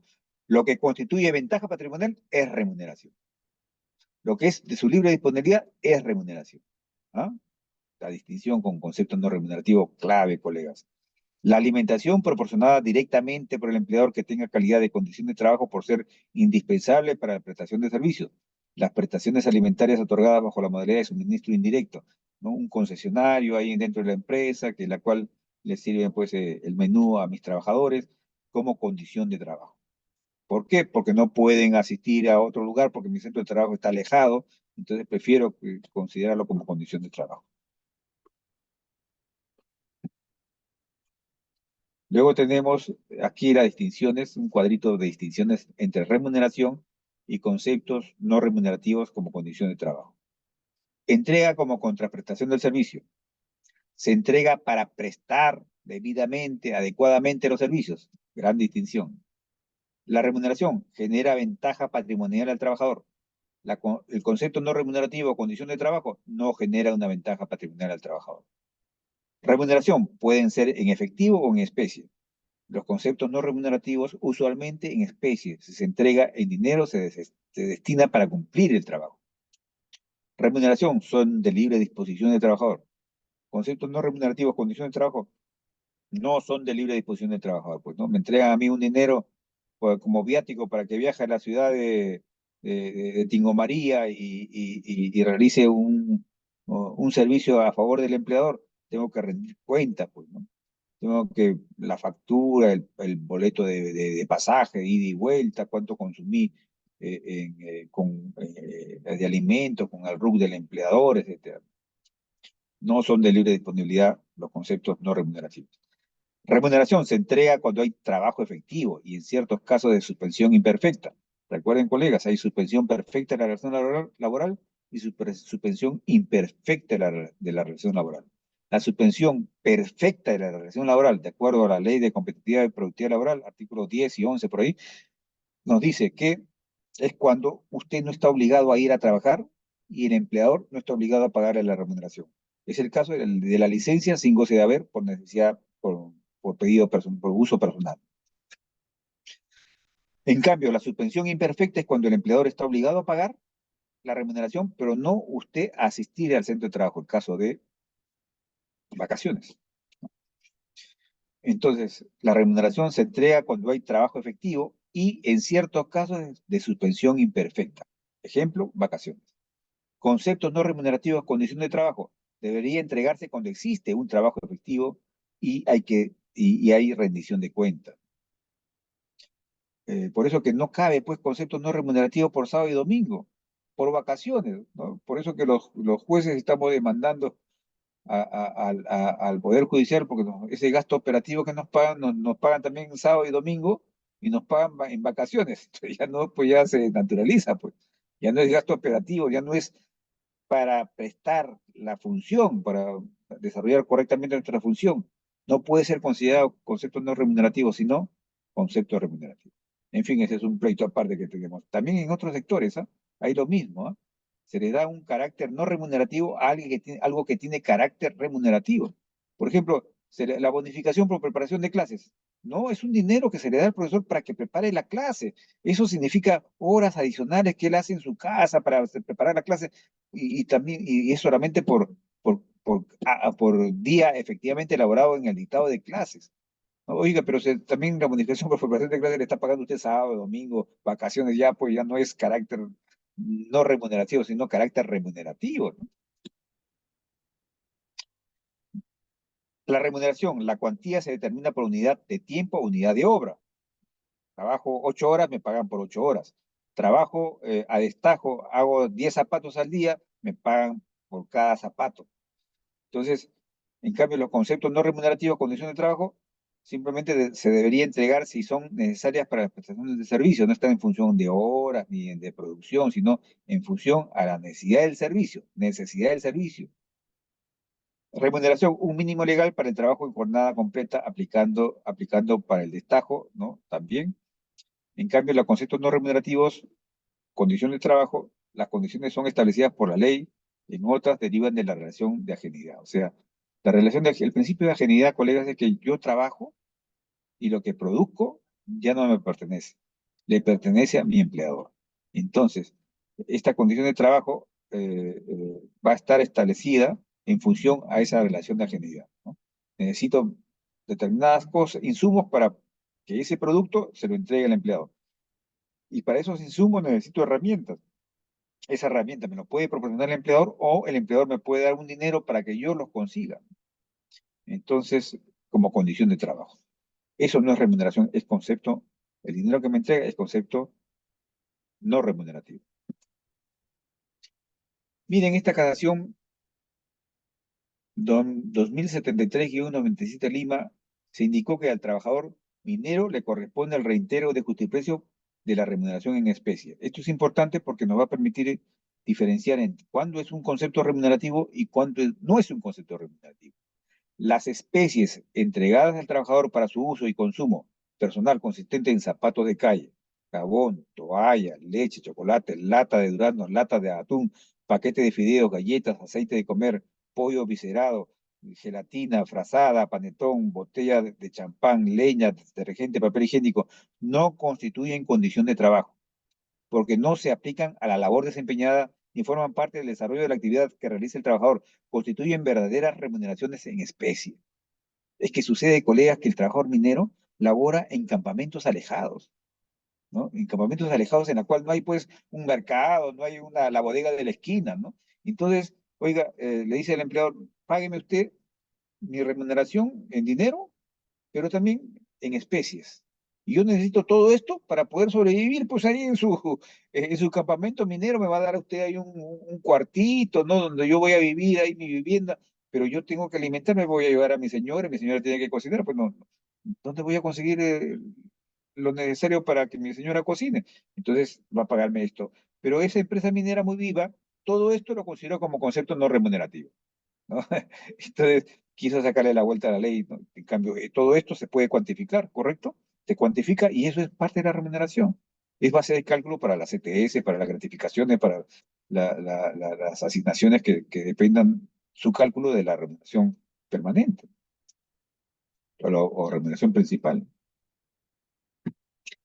Bien, acá tenemos la casación 711-97 Chincha respecto al uniforme. Se determinó primero que el uniforme entregado a los trabajadores es una condición de trabajo y segundo, estos no son susceptibles de entrega una vez concluida la relación laboral y mucho menos reembolsable en su equivalencia, ya que no constituye remuneración en especie. Entonces, el uniforme es un concepto no remunerativo. Ayuda a que el trabajador preste la labor con cierta indumentaria necesaria para la labor, ¿no? Entonces, un overol, un terno para un trabajador de oficina o un traje de sastre para la recepcionista, etc. La casación 1533-97 Lima. En las empresas mineras, el otorgamiento de una vivienda es una condición de trabajo. El bono de casa se abonó a los trabajadores a quienes no se les ha asignado casa, cuyo monto sustituye temporalmente el otorgamiento de vivienda. Y si esa es una condición de trabajo, el sustituto tiene el mismo carácter. Aquí la discusión fue, oiga, a uno les entregan casa, pero a otros, ya que no hay casa suficiente, le entregan dinero para que alquilen una casa. Pero ese dinero que adquieren una casa quisieron darle el carácter remunerativo del trabajador minero para sacar más beneficio pues de sus CTS, ¿no? Y la casación resolvió, oiga, pero si es igual, pues, al que le dieron casa, el valor de esa casa, la renta de esa casa, no va a formar parte de la base de cálculo de la CTS, sino que es una condición de trabajo, por tanto, concepto no remunerativo. Igualmente también la misma naturaleza tiene aquel que recibe un dinero en efectivo para que pague la renta, ¿no? No es para que lo utilice libremente, ¿no? Inclusive hasta la empresa puede pedirle que rinda cuenta del dinero que en verdad el recibo de arrendamiento, porque que acredite y justifique la entrega de ese dinero. Acá tenemos otra casación, 3146-97 Lima. Se estimó que el concepto de asignación por gasolina, al estar subsumido dentro del rubro de movilidad, constituye una condición de trabajo. Igual criterio se asumió en la casación 2410-97 Piura, al considerar como una condición de trabajo la movilidad entregada al trabajador para la asistencia al campo petrolero. Entonces yo tengo que asistir a mi centro de trabajo con mi auto. Y bueno, pues el empleador me otorga una condición, un concepto no remunerativo, el valor de la gasolina que voy a emplear para poder elaborar. Entonces, eso es la distinción, ¿no? Igualmente también el caso de los vendedores que tienen una movilidad y que ese, el combustible es necesario para que su vehículo pues se desplace en la ciudad y atienda a los clientes, ¿no? Gratificación extraordinaria. En el caso de una gratificación anual, hay una pérdida de la naturaleza extraordinaria cuando se entrega por 2 años consecutivos. Igual criterio para las otorgadas por menor periodo, sentencia del Tribunal de Trabajo. Fíjense, esto ya es antiguo, del Tribunal de Trabajo de esa época, ya de los 80, ¿no? Ahí se estableció pues que que la bonificación extraordinaria tiene que entregarse una vez al año, una sola vez, ¿no? Porque si este concepto, por el mismo motivo, se repite en el segundo año, en el tercer año, ya se convierte en un concepto remunerativo, ya es periódico, permanente. Hay que tener cuidado con eso para no eh, causarle problemas al empleador cuando uno asesora a un empleado. Acá tenemos la asignación por alimentación, transporte y educación. Casación 5318-2012 Lima. Las asignaciones mensuales por racionamiento, alimentación, movilidad y educación superan el promedio del gasto común mensual que corresponde por cada uno de estos conceptos. Deberán constituir parte de la remuneración computable en el promedio correspondiente para liquidar la CTS. ¿Por qué? Se han excedido, pues. Tiene que ser un monto razonable. Si tú le vas a dar un monto superior, ya pues estás queriendo sacarle la vuelta a la ley, entonces te va a ganar el trabajador para considerar ese concepto como remunerativo y base de cálculo de la CTS, de las vacaciones, de la gratificación. Hostilización laboral. Presten atención, colegas, el artículo 30, son actos de hostilidad equiparables al despido los siguientes: la falta de pago de la remuneración en la oportunidad correspondiente, salvo razones de fuerza mayor o caso fortuito debidamente comprobado por el empleador. Como todos sabemos, la fuerza mayor y el caso fortuito liberan de responsabilidad al que ha sufrido ese evento de la naturaleza o por un tercero que causa porque el empleador no pueda pagar la remuneración en su oportunidad, pues. Si viene unos asaltantes y me roban todo el dinero de la planilla que iba a pagar en ese momento, ya pues oiga, no voy a poder pagar, pues déjeme unos días más para poder reponer ese dinero, etcétera. La reducción de la categoría y de la remuneración, asimismo el incumplimiento de los requisitos objetivos para el ascenso del trabajador. Bueno, eso es otro tema, pero no se puede reducir la remuneración así injustificadamente, ¿no? Causa hostilización laboral. Eso puede ser pasible de una multa del trabajador, el empleador, y el derecho del trabajador inclusive de darse por despedido y que se le pague la indemnización por despido, ¿no? Homologación de remuneraciones. La Corte Suprema ha señalado para homologar remuneraciones en la Casación Laboral 915-2018 Lima, que tiene que haber estos determinados criterios de comparación con el trabajador homólogo. Si no hay esos criterios de comparación, se puede perder el proceso judicial, ¿no? La demanda puede ser declarada infundada. Igual trabajo no siempre supondrá igual salario. Es necesario para ello evaluar parámetros o factores como la trayectoria laboral, la importancia de la función que realicen los trabajadores, la permanencia en el lugar o la antigüedad en un cargo, así como la experiencia profesional. Son estas algunas de las variables que el empleador podrá tomar en cuenta si requiere justificar una diferenciación salarial entre dos o más colaboradores.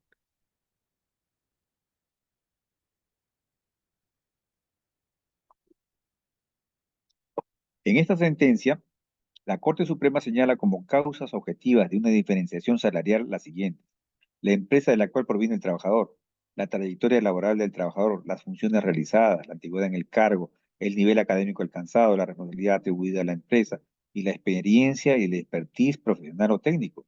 Cabe recordar que estos criterios se agregan a los contenidos en el reglamento de la Ley de Igualdad Salarial, Decreto Supremo 002-2018 TR, la escasez de oferta de mano de obra, el desempeño del cargo, la negociación colectiva si el trabajador es parte del sindicato correspondiente y el costo de vida del trabajador.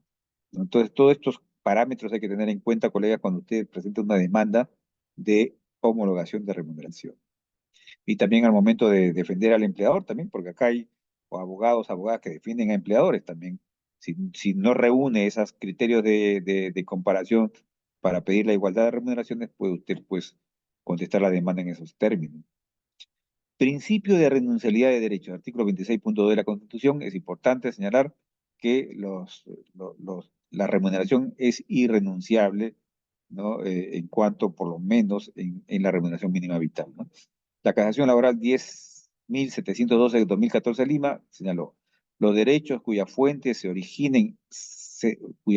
origen sea la ley o cualquier otra norma jurídica de orden estatal, sin importar su jerarquía, esto es, que sean convenio internacional, constitución, ley, reglamento, son de carácder irrenunciable para el trabajador individual, sin perjuicio de los pactos de reducción de remuneraciones que son aceptados por el ordenamiento jurídico conforme a la ley 9463. Es una ley bien antigua, la ley 9463.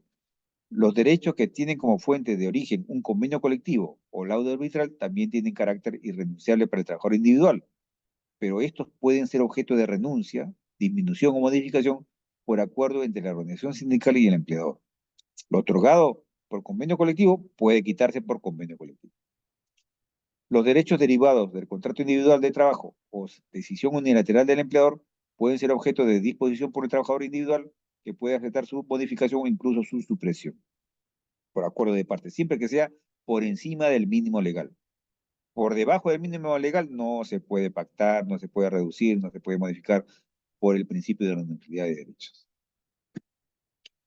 Tenemos aquí la casación laboral 489-2015. Es muy importante, colegas, cuando usted asesore a un empleador, la que va a pedir la reducción de remuneraciones de sus trabajadores. Tiene que ser acuerdo por escrito, voluntario, libre, expreso y motivado. Tiene que haber una motivación, la razón por la cual la empresa está mal económicamente. Aquí está la información que aparece en el balance general, y acá está toda la información contable. Esa es la razón por la cual este acuerdo es de reducir la remuneración de 5.000 soles a 4.000 soles, ¿no? Por un periodo determinado hasta que la empresa logre recuperarse, etc. Tenemos acá el principio de intangibilidad de la remuneración. Lo que hemos explicado de los bienes inembargables, que hemos respondido al atender la pregunta del colega que nos intervino. Principio de realidad y remuneración. Principio de primacía de la realidad y remuneración. Las cosas son lo que determina su naturaleza y no su denominación. Yo puedo denominar concepto no remunerativo, pero su naturaleza es remunerativa. Entonces, eso es lo que califica jurídicamente.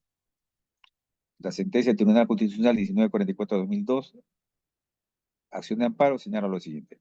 En caso de discordia entre lo que ocurre en la práctica y lo que fluye de los documentos, debe darse preferencia a lo primero, es decir, a lo que sucede en el terreno de los hechos. Si en el terreno de los hechos es concepto remunerativo, pero en la boleta, en el papel dice concepto no remunerativo, lo que preferimos los jueces y los abogados es lo que sucede en la realidad. Esto también está consagrado en el artículo 2.2 de la Ley General de Inspecciones. Ya vamos terminando.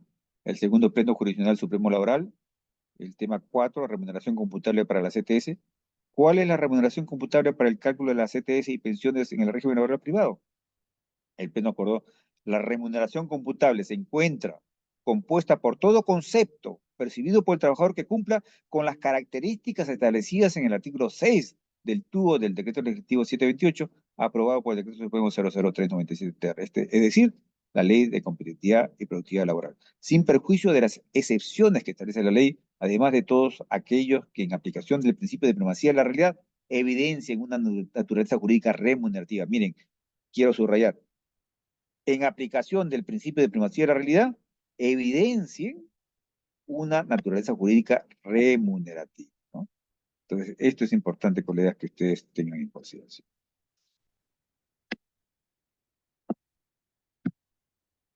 Aquí tenemos el privilegio salarial, es el derecho de los trabajadores de cobrar en primer lugar sus beneficios sociales ante un concurso de acreedores.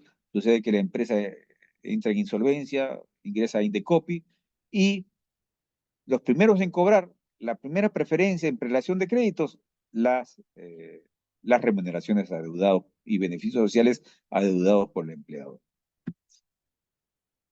Esta es la bibliografía, colegas, que hemos tomado en consideración para desarrollar esta conferencia. Y voy a pedir al organizador de este evento, el señor Henry, para que pueda compartir esta diapositiva con ustedes y asimismo también otros documentos y libros virtuales que le voy a alcanzar a ustedes para que puedan tenerlo como en su biblioteca virtual de Derecho Laboral y pueda ser materia de consulta para cualquier asunto en el futuro que tengan sobre el particular. ¿Algunas preguntas, colegas?